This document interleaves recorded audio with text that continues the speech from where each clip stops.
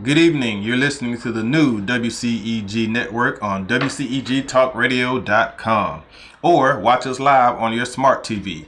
You can YouTube us at WCEG Network. I'm Vince Cheeks, your show host of Conversations in Education for the next hour. We are the worldwide community empowerment group where we speak life into the community. Like us on Facebook, follow us on Twitter and on Instagram at WCEG_talk_radio and at WCEG Network. Again, follow us on Twitter and on Instagram. On Twitter, it's at WCEG_talk_radio. And on Instagram, it is at WCEG Network. Join the conversation, call in or Skype. The number is 1-678-619-1402. 1-678-619-1402. Ask questions, make comments, or voice your concerns. Let us hear from you. Again, the number is 1-678-619-1402. Last but not least, our disclaimer. The topics and opinions are those of the show host and the guest, not WCEG Network. Thank you for your continued support. Okay, I hope everyone is doing well on this March 10th Tuesday evening. I want to start the show off with a life lesson, if you will. So I've had a pretty rough day today, and this story made me feel good. So the title of this life lesson is Don't Judge a Book. And we all know the rest, right? By its cover. So what happened to me last Friday, I was at a restaurant. I was working at a restaurant, and I was talking to my friend who works at the restaurant. We were having a conversation. I was telling him about how I had been recently picked for grand jury duty, which I am not happy about.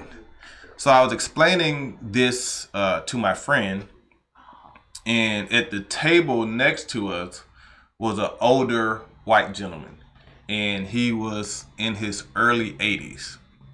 He had a bald head. He was sitting there by himself with overalls. I mean, he was there with his wife, but I guess she was ordering the food.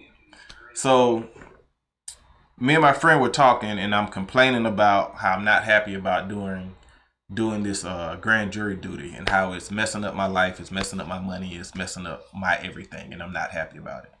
And so I was telling my friend that first and foremost, I don't really trust the United States government.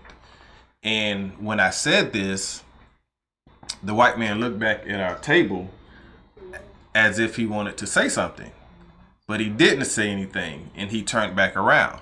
So I continued to talk to my friend, but in my head, I'm thinking, oh Lord, what is he about to say? Because again, I get along with everybody, white, black, Asian, whatever. I'm a respecter of all people, but I'm also fully aware that there are some older white people that came from that era that has always given me caution ever since I was in high school. I've always had this caution about very old white people at least 30, 40 years older than me. But I'm still trying not to jump to conclusions when this guy looked at us. So I continued to talk to my friend. So I'm telling him how frustrated I am with this situation about being on the grand jury duty. And I said something again to the effect of how I don't trust the criminal justice system and how it has historically been to black and brown communities. And so I say that, and the gentleman turns around again, and he looks at me and my friend, who is African American. And at that point, me and my friend look at each other like, oh my goodness, I feel like something is coming. Just kind of be prepared. And I was fully prepared to explain to this gentleman my sentiments about the criminal justice system and why I feel that way, and how it's been for me growing up as a black man in America, in the hood in America. So I kept talking to my friend. And so the third time that the white gentleman turned around, he actually spoke and said something. And now I'm bracing myself because I'm not sure what's about to come out of his mouth. So he looks at us and he says, "Would you guys happen to know if there's a black barbershop in this area. Mind you, we're in Cumming, okay? And if you don't know where Cumming is, that's way North Georgia, almost to the North Georgia mountains. So he asked us, do we know where a black barbershop is in that area? And my friend and I, we look at each other, and the first thing I'm thinking is, he's about to tell me that I need to cut my hair.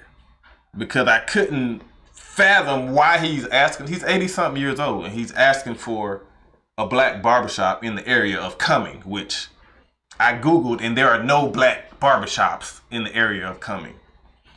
So he asked the question, and my friend told him that he didn't know of any black barbershops in the area. I told him I didn't know of any black barbers in the area. And so my friend started talking to the gentleman. And I told him, wait a second, I will look to see if I can Google a black barbershop. So while I'm Googling black barbershops in the area, of which there are none, the gentleman is talking to my friend. And so I get back in the conversation after trying to look up this black barbershop and not finding it. And so the gentleman then proceeds to say he needs to go to the barbershop to get his hair cut. Now, mind you, he's bald-headed, but I guess his stubble had started back growing. And he said he needed to go to the barbershop to get his hair cut, and he didn't like going to white barbershops. So he wanted to go to a black barbershop so he could get his hair cut. And me and my friend just kind of looked at each other, and we were both kind of relieved because we thought it was going to go in a whole nother direction. And it didn't. So we were happy about that. And we talked to this gentleman, Mr. Robert, probably for about 20 minutes. And Mr. Robert has to be one of the funniest elderly gentlemen I have ever met in my life. So he commences to tell us that the hair is growing back on his head and it's very stubbly. And he doesn't like the way that feels because I can't say what he said, but he said it feels like a shaved woman's part with the hair growing back.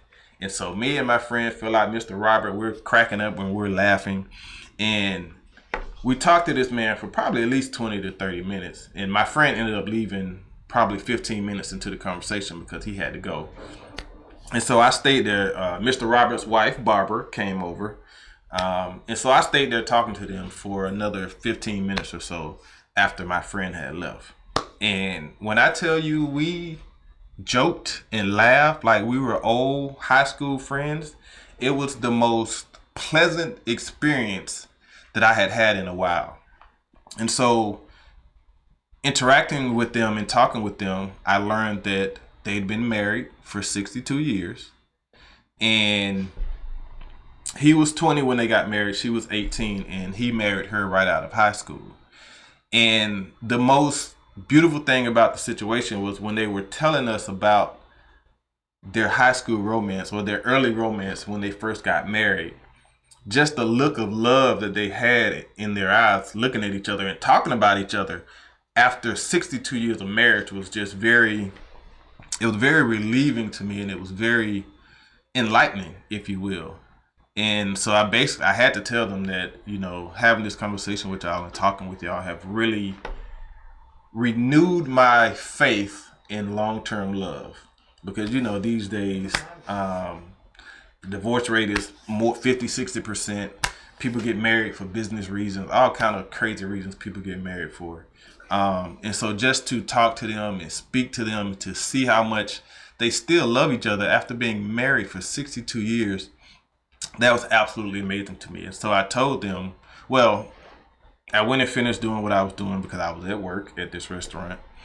And I went and loaded my car. And before I left, I wanted to make sure I went back in to speak to them and to tell them that it was a pleasure meeting with them.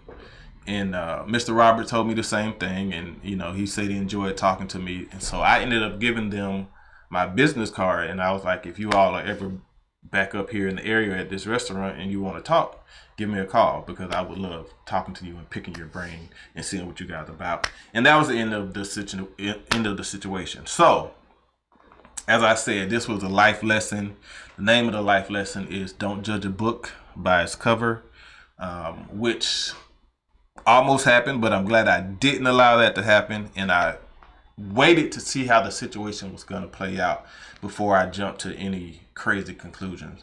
And it played out very well, and I'm very thankful for that. So shout out to Miss Barbara and Mr. Robert for renewing my faith in long-term love. I really appreciate that. So, all right. And with that being said, we're going to get into the show. We're going to start with a couple of announcements. The first thing I want to touch on, and I'm going to lightly touch it, and that is the coronavirus. I am not going to invoke fear. I'm not going to invoke panic. I'm just going to relay information. Trump was on the news today, and he was urging everyone to remain calm, and the situation is not as dire as, the media is making out to be. I don't know about that, but it's not a dire situation, but it is a situation that people need to be aware of. I had a woman in my Uber last week, and she was coming from a CDC meeting. And so I asked her about the coronavirus. And the first thing out of her mouth was, don't panic. Okay?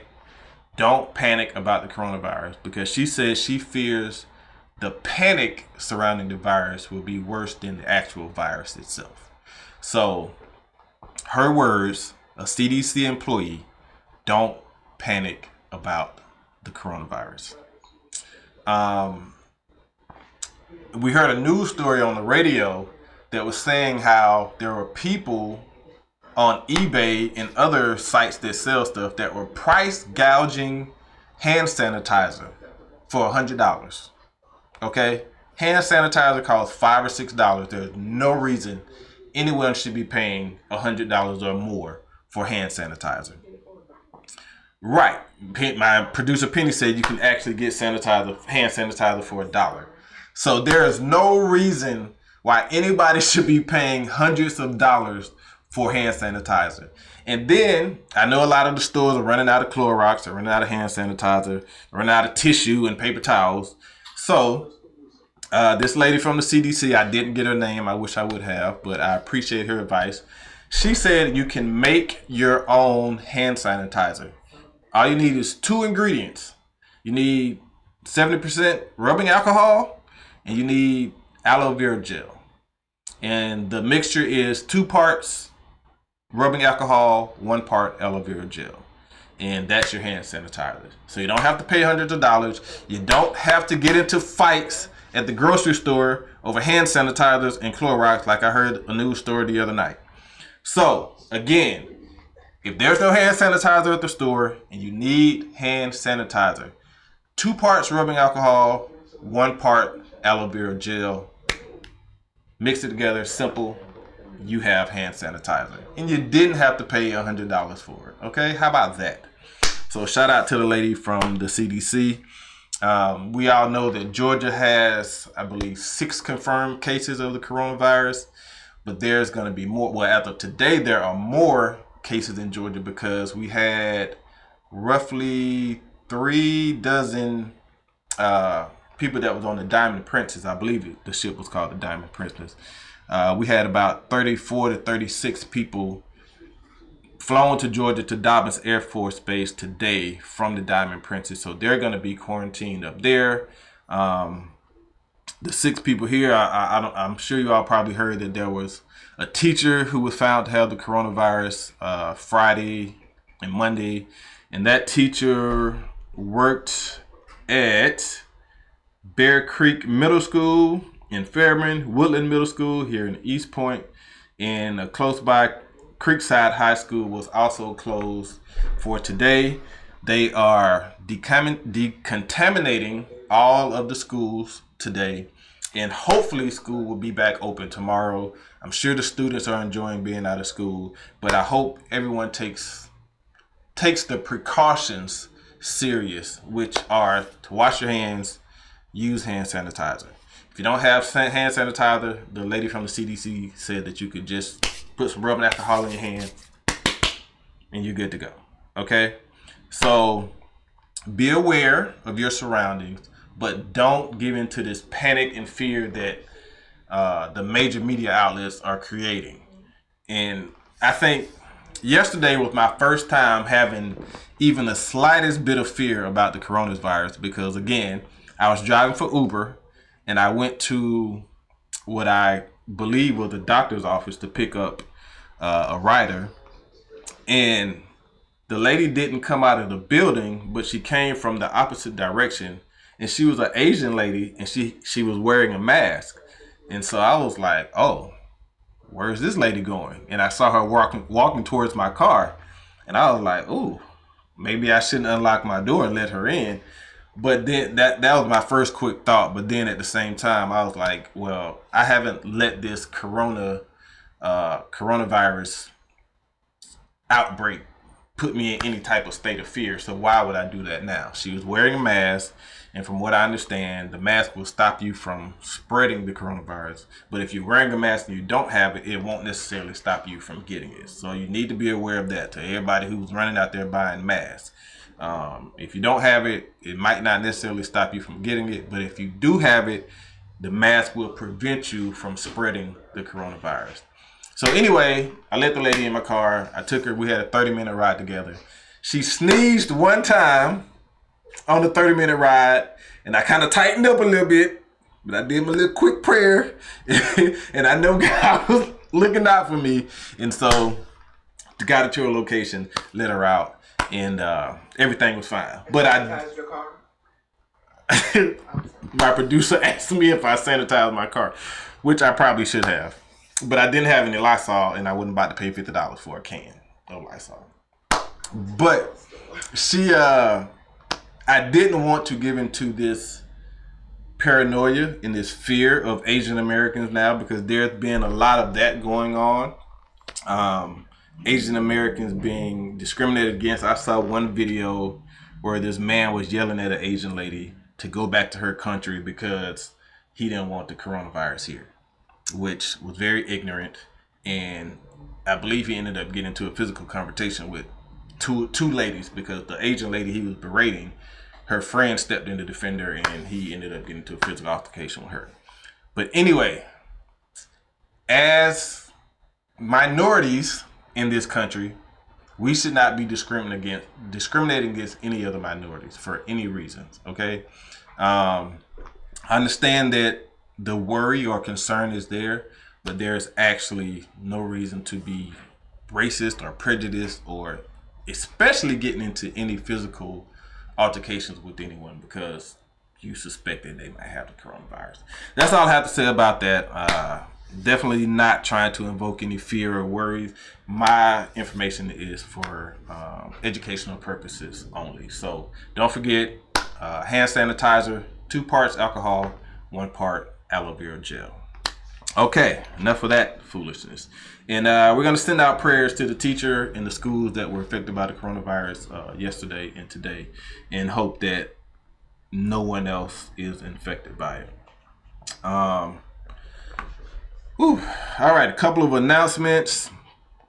The National Leadership Group, Inc. and Representative Valencia Stovall, they will be having the 2020 Single Parent 2-Day event on Thursday, March 19th and Saturday, March 21st. Thursday, March 19th, the event will be from 9 a.m. to 1 p.m. at the Georgia State Capitol. And the event on the 21st, March 21st, will be the Legacy Builders Workshop and Award Luncheon at Atlanta Metropolitan State College. And that one is from 9:30 a.m. to 11 p.m. You can register at www.nationallg. you can register at www.nationallg.org. Again, www.nationallg.org. Sponsor and vendor opportunities are available. Again, register at nationallg.org. Next Tuesday, school board leaders and legislative update. An annual mix and mingle put on by Better Outcomes for Our Kids. You will be able to hear statewide education initiatives and local school district updates. The keynote speaker is Dr. Stephanie S. Johnson. The event will be next Tuesday from 6:30 p.m. to 8:30 p.m. and it will be at the Gathering Spot at 384 North Yards Boulevard Northwest, Building 100, Suite 190 in Atlanta, Georgia. So if you're interested in education, what's going on in the educational field, that would probably be a good event to check out at the Gathering Spot next Tuesday, 6:30 p.m. to 8:30 p.m. Also, starting on Sunday, March 15th through the 21st of 2020 is National Safe Place Week. So if you're in a situation where you're being trafficked or you're being abused and you need a safe place to go, here are a couple of places that you can go to. One is Quick Trip. The other is Positive Impact. Their number is 404-513-9138. Another one is Rainbow House, 770-478-6905. Advocate for Children, 770-382-6180. The Children's Village at Christian City, 770-964-3301. So if you need any of those numbers, you can go back and watch the broadcast on WCEG Network on YouTube. You can get those numbers. Those are the crisis hotlines. Again, next week is National Safe Place Week. So if you need a safe place, if you're in any kind of negative situation and you need help getting out of it, Quick Trip is definitely a safe place, and all of the other places I listed are safe places also. I want to give a special shout out to Representative Valencia Stovall for putting on the first ever Black Male Educators Day at the Capitol, which was Friday, February the 28th. I happened to be a part of that day. It was really special and it was really nice to, as a Black educator, be recognized by someone that works in the Capitol building. And shout out and congratulations to the other, I believe it was about 15 to 18 of us that was there. All Black men, all working tirelessly to educate the next generation. And not only that, but to come up with initiatives to help state representatives come up with better ways to educate our children. So shout out to Representative Valencia Stovall and Mr. Jason Allen, who invited me to be a part of the inaugural Black Male Educators Day at the Capitol. So thank you all very much. I also want to give a special shout out to the VEC, the Voter Empowerment Collaborative. Thank you. The Voter Empowerment Collaborative, which is the brainchild of Reverend Love, who's no longer with us, rest in peace. But they put on the 55th pilgrimage to Selma, Alabama on March 1st. And we went as a group with WCEG and a bunch of other people and organizations from around the city. I'm going to talk about that a little later. But we went down to Selma, Alabama to celebrate the 55th anniversary of the Bloody Sunday March. It's where I got my shirt from. And for me, it was an opportunity to pay homage to our ancestors and the people that paved the way for us to be here, for me to be sitting in this chair doing a radio broadcast. So shout out to the VEC Voter Empowerment Collaborative. And they do this every year, correct? Yes. Yes, they do this every year. I definitely recommend it to anyone, but especially our younger generations who may not know as much about the civil rights movement as they need to know. And so with that, today I'm going to talk about some of the unsung heroes or unsung sheroes of the civil rights movement, because it is National Women's History Month. So happy National Women's Month to all the beautiful ladies and women out there. Today I want to focus on some of the women of the movement that we don't really hear much about. And so I'll get to that in 1 second after I give our ancestor acknowledgement. The ancestor acknowledgement is something new that I'm doing, where I am going to acknowledge ancestors that have recently passed. And so I'm going to do that now. I want to pay homage to Kobe Bryant and his daughter Gianna Bryant, who we all know passed away tragically at the end of January. We also lost Jeanette Dubois from Good Times. She played Walona on Good Times. We lost Katherine Johnson on February 24th, which was about 2 weeks ago. And we also lost Kirk Douglas at the beginning of February 5th, I believe it was. Kirk Douglas was 103 years old. Katherine Johnson was 101 years old. And I bring up their ages because I tell people all the time I've changed my diet and exercise and do all this stuff because I want to live to be a minimum of 100 years old. And a lot of people laugh at me when I say that a lot. But Miss Johnson and Mr. Douglas has definitely shown us that that is possible. And some people might be asking, why am I including Kirk Douglas in an ancestral acknowledgement because he's not black? Well, there's a simple answer for that. I've learned how to see all of us as one, basically. We're all part of the human race. We're all family. We're all God's children. And so I do consider him to be an ancestor. If we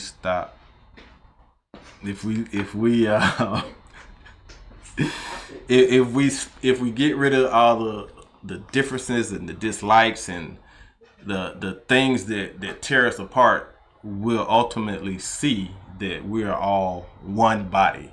Okay, so yes, I do acknowledge Kirk Douglas as one of the ancestrals.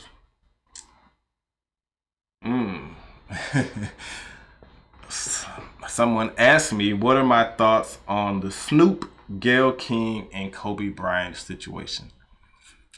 Okay, let's see. Like I said, we all know Kobe and Gianna Bryant died tragically at the end of January. I think about 2 weeks later, 2 or 3 weeks later, Gayle King did an interview with Lisa Leslie from the WNBA, who was one of Kobe Bryant's close friends. She asked Lisa Leslie, did she think that Kobe's rape case from 2003, did she think that had a negative impact on Kobe's legacy? And Lisa Leslie gave a very politically correct answer. And I think she did an excellent job of answering the question. But the problem came because Gayle King kept trying to push that narrative in different ways. Meaning she was asking the same question in different ways after Lisa Leslie very eloquently answered the question. So a lot of people got upset with Gayle King because of that. One main person who got upset was Snoop Dogg. Snoop Dogg went on, I think, Instagram, and he made this post, and he basically cussed Gayle King out. Cussed her out. Some people say he threatened her, which he said he didn't. But if you find it, you can look at it and judge for yourself. The very end of his rant, he said some words that possibly could be taken as a threat, but he said he was not threatening her. So I think that with the situation, emotions were high. I think Lisa Leslie did a great job in answering Gayle's questions. I think Gayle King was wrong in the timing of her questions because they had just passed, they hadn't had the funeral, and here you are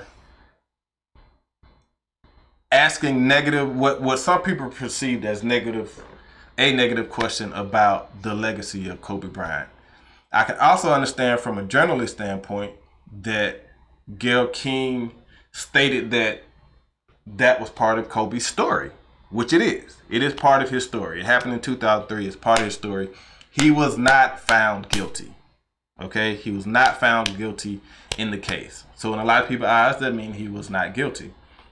I think Gayle and a lot of other media people could show a little bit more compassion and restraint when it comes to the timing of things. At least let the man be buried before you start trying to dig up, if you will, old stuff from his past, questioning his legacy. So I think Gayle was wrong in that respect. I don't think she was wrong for doing her job and asking that question. I think if that interview would have happened after Kobe was buried, or maybe a month or two after he was buried, I don't think the backlash would have been as serious. And as far as Snoop is concerned, Snoop was really good friends with Kobe Bryant. So Snoop got very emotional when Gayle King did that, and he reacted out of emotions. I can't say he was wrong for defending his friend at a highly emotional time, but I think the way he came across and delivered his message could have been done a little bit more tactfully. So Snoop's mom got in his ear and told him that he was being disrespectful. So Snoop put out another Instagram video apologizing to Gayle King, again saying he never threatened her, and he would like to, make it as water under the bridge. So I'm not sure what that situation is now, but I know I read something yesterday that said Gayle King told Oprah that she's moved on with the situation, that she still has a bit of the sting from it. It still hurts a little, but she's pretty much moved on from the situation and trying to get on with her life. I just think people need to be more compassionate when it comes to the death of people, especially the death of legends. So, with that being said, we're going to get into today's show. I want to acknowledge the women of the civil rights movement. There are 3 specific women. The first story I'm going to talk about is how the university systems of Georgia were desegregated. And that was done by 3 particular women of this movement. And those women were Miss Barbara Hunt, Myra Elliott, and Ira Mae Welch. You've probably never heard of those names, because I had never heard of those names before I started doing this research. And the reason they even came to my mind was there's a new book out about them called Ground Crew, The Fight to End Segregation at Georgia State by Maurice Daniels. And Maurice Daniels is the Dean Emeritus and Professor Emeritus of the UGA School of Social Work and founder director of the Foot Soldier Project for Civil Rights Studies. So he wrote this book on these 3 ladies, and it just recently came out. Georgia State also paid honor to these women on Thursday, February 20th. So that was about 3-4 weeks ago. They paid honor to the women on February 20th at the University Student Center. The women received special recognition, and their story was presented in a new mini documentary from the University School of Film, Media, and Theater. So, what did these 3 women do? Who were these 3 women? What did they do? And why are they important? So let's discuss that for a little bit. So I want to get to the who first. Who were these women? Barbara Hunt. Barbara Pace Hunt was born September 5th, 1933, and attended the public schools of Beaver Falls, Pennsylvania, a suburb of Pittsburgh, graduating from Beaver Falls High School May of 1951. In September of 1951, she entered Clark College in Atlanta, Georgia, and attended the institution for about a year. She also worked at the Pittsburgh Courier and was the secretary for Dr. Martin Luther King at the Southern Christian Leadership Conference. In September 52, she was again attending Clark College, but voluntarily left at the end of the year and returned to Beaver Falls. She returned to Atlanta in 1956 and was the lead plaintiff in the landmark case Hunt versus Arnold. So that's why she's the one name out of the 3 that's in the title of the case, Hunt v. Arnold. And Robert Arnold was the chairman of the Board of Regents at the time. So that's how his name got put in the name of the case also. So Barbara Hunt was the lead plaintiff in the landmark case. Myra Elliott was born in Temple, Carroll County, Georgia on March 20th, 1933, and attended grammar school in Temple, Georgia, and thereafter attended high school at David T. Howard in Booker T. Washington, and later attended Boggs Academy, a private school in Keysville, Georgia. Graduated from that institution and receiving a diploma. She was the valedictorian of that school. In 1952, she entered Spelman College in Atlanta, Georgia, but she soon left because she couldn't afford the private school's high tuition. The third plaintiff in the suit was Miss Ira Mae Welch. This plaintiff was born in Auburn, Alabama, but she does not know the date of her birth. But from other evidence and personal appearance in court, finds that her probable date of birth was April 30th, around 1912. She attended school in Alabama, Tuskegee High School and Alabama State High School, graduating from Alabama State High School in the spring of 1930. She had been admitted to Alabama State College upon a certificate from Alabama State High School. In 1945, Miss Welch moved to Atlanta, Georgia, where she lived continuously and was employed by Mr. J.E. Jordan, who was an active member of the National Association for the Advancement of Colored People. So, what did they do? What did these three women do? Hunt, Elliott, and Welch.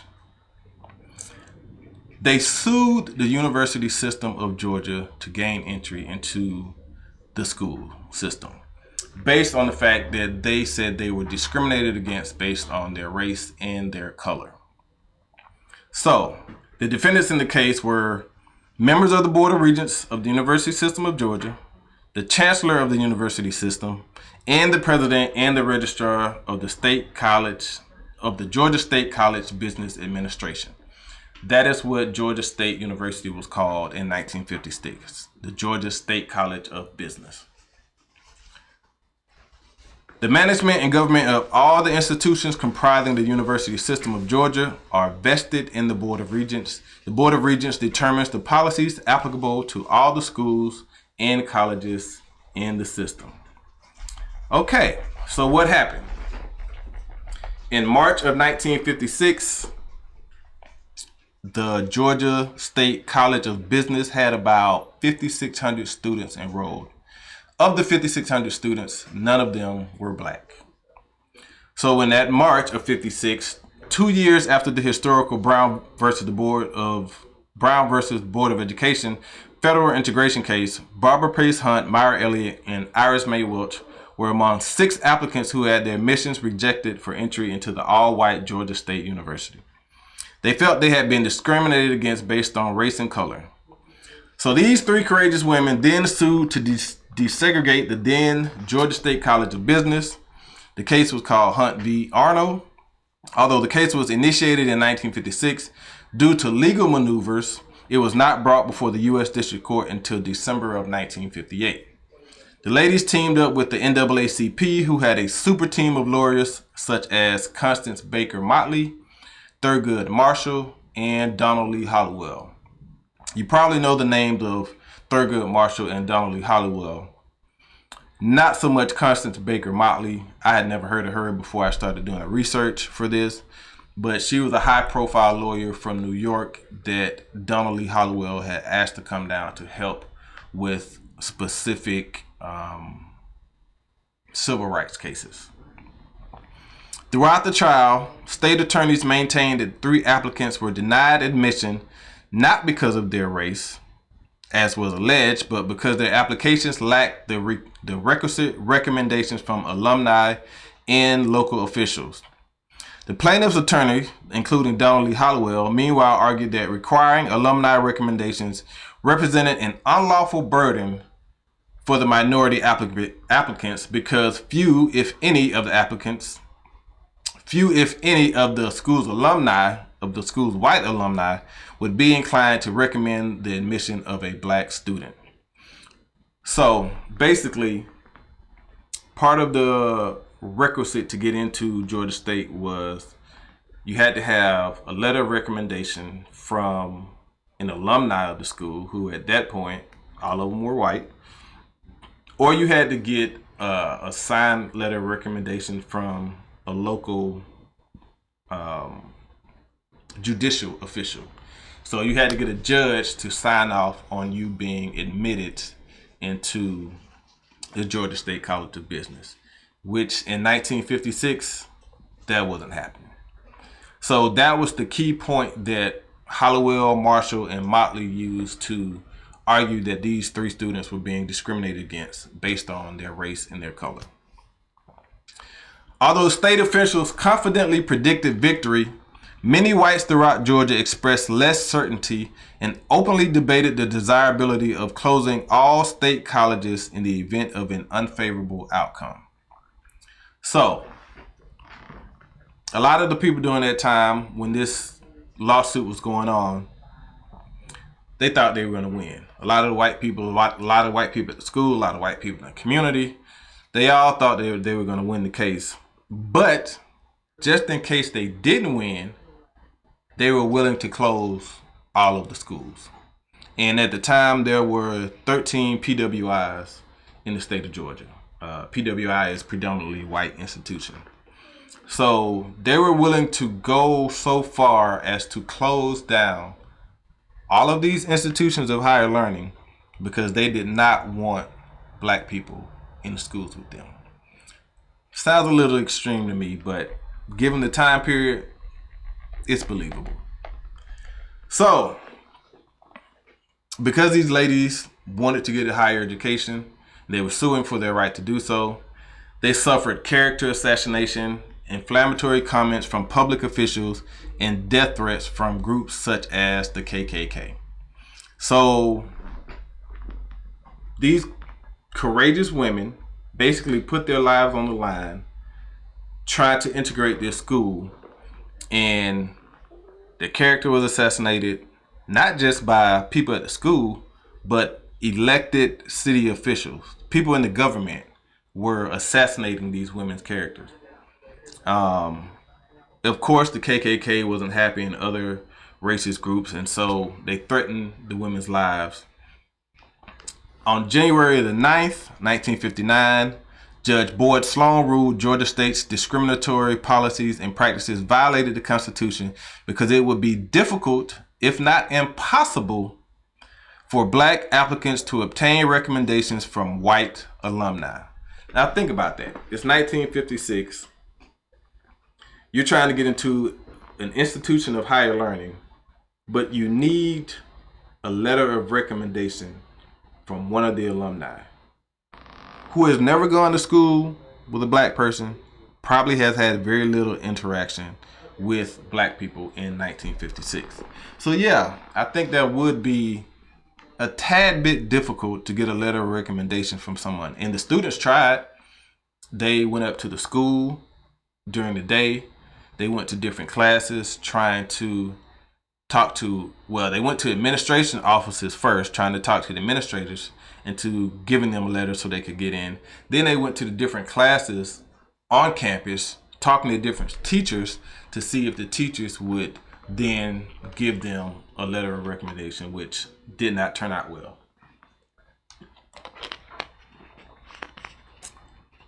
So Judge Boyd Sloan, stated that it would be difficult, if not impossible, for black applicants to obtain recommendations from white alumni.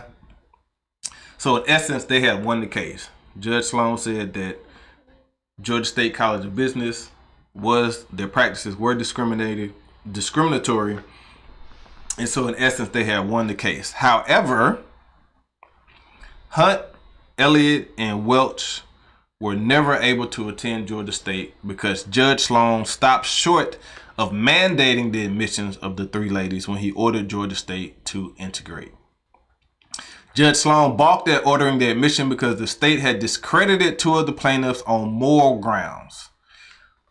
So, what moral grounds did they discredit two of the plaintiffs on? They discredited Miss Hunt and they discredited Miss Elliott on these moral grounds because these two women had had children out of wedlock, and so they said that went against the moral fiber of the school in the community. Which again sounds a little bit extreme, but again, this is 1950s in the state of Georgia. So, what was I? So those were the moral grounds that two of the women had been discredited on in the courts.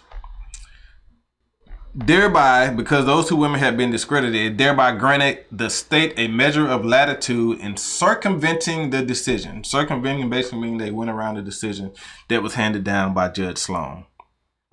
Hunt v. Arnold became the NAACP's first federal court victory against segregated education in Georgia, establishing legal precedents that helped Charlene Hunter Galt and Hamilton Holmes integrate the University of Georgia in 1961. So that ruling came down from Judge Boyd Sloan in 1959. Georgia State College of Business did not immediately integrate because the judge didn't force the immediate integration. So because he didn't force the immediate integration in 1959, that gave the Board of Regents an opportunity to come up with these new rules and practices that still barred Hunt, Elliott, and Welch from being able to attend Georgia State College of Business. So they put their lives on the line. These three women put their lives on the line. They fought the system, not only the system of segregation, but the system of white supremacy in Georgia, in the South, in 1956. Because they had a super team of lawyers from the NAACP, they were able to win this case, the first major case for the NAACP against segregated education in Georgia. But they still weren't able to go to the school. But what they did in suing in Hunt v. Arnold was they put the wheels in motion for Charlene Hunter Galt and Hamilton Holmes to eventually integrate the University of Georgia in 1961. So basically 2 years later, the University of Georgia was integrated by Charlene Hunter Galt and Hamilton Holmes. So what was the fallout from this verdict? This verdict that nobody thought was going to happen. Most white people in the area and in the state thought that they were going to win by a landslide. And now here it is, Judge Sloan has thrown them a curveball, and now they got to figure out what to do to keep all of these black people out of their schools.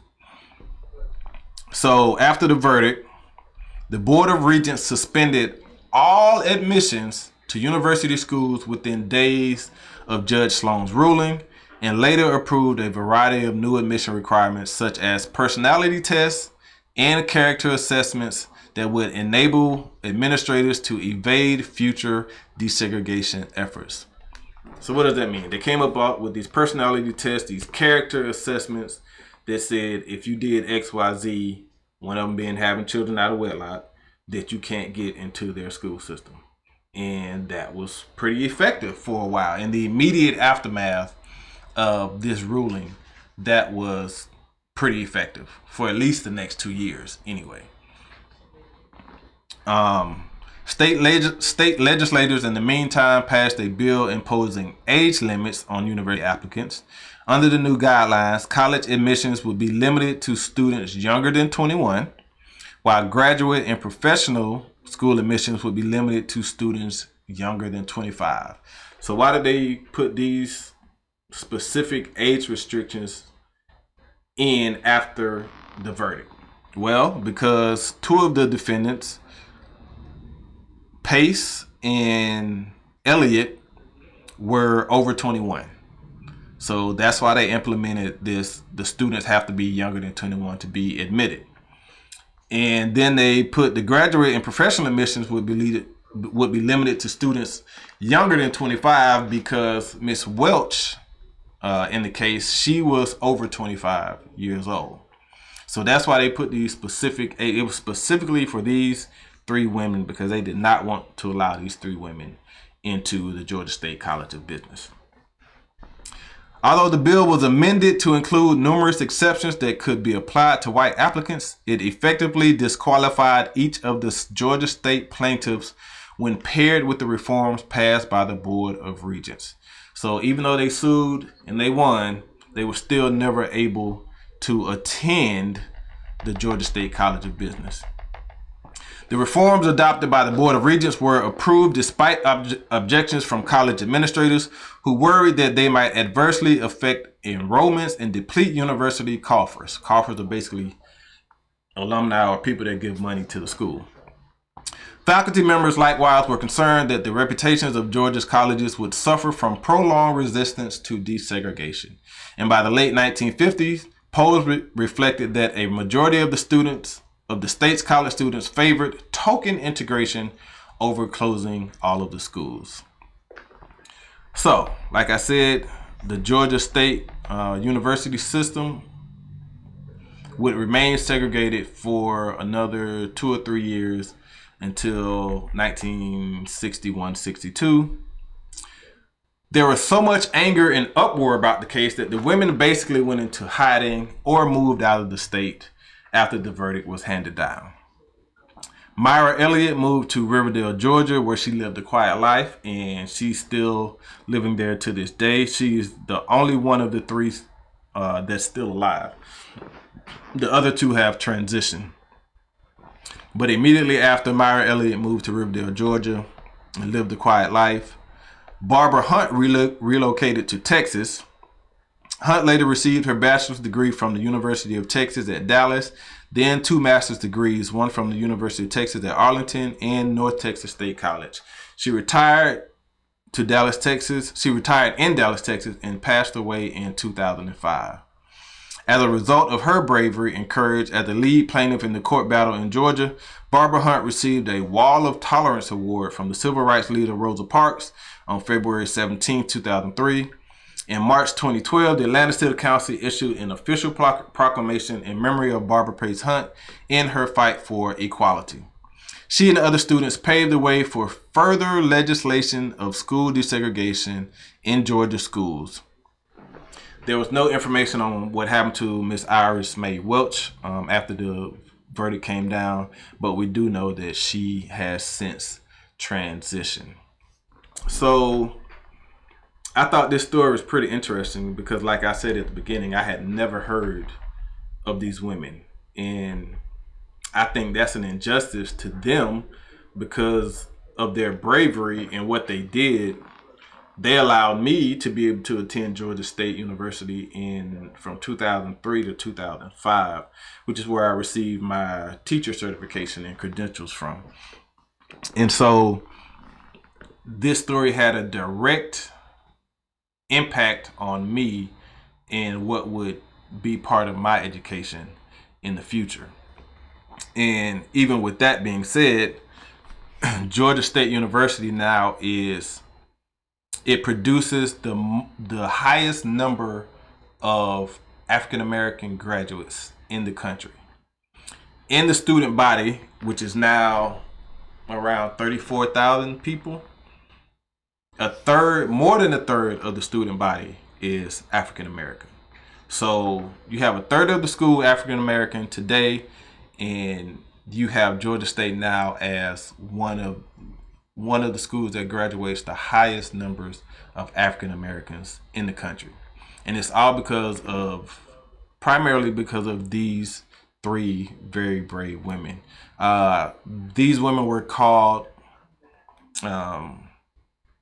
the hidden figures of the Georgia Civil Rights Movement. So I'm especially honored to do this story on them. I really want to read the book Ground Crew: The Fight to End Segregation at Georgia State, and see how much more information is in there. But for me, this was like an uncovered jewel of the civil rights movement, because no one has really heard of them. Even the children of Miss Hunt and Miss Elliott, they said they knew very little about their mother's movement until this book came out, because their mothers never talked about the situation. One reason was because of all of the violence and the threats that was surrounding them after this verdict, well, during and after the verdict came out. They said that was one of the reasons they didn't talk about it. And another reason they didn't really talk about it, because at the time, they didn't really feel like they had done anything special, which we all know differently today. But Miss Elliott's daughter said she really didn't know about any of this stuff until the book came out. She saw her mom's picture on the cover of the book, and she began reading the book. And then she began piecing together some tidbits that her mom had given her over the years. But she didn't know the full scope of the accomplishment that her mother and these two other women had done. So to me, that just, it makes me question how much more history is not being told. How many more heroes and sheroes of the civil rights movement are not being acknowledged because we basically don't know who they are.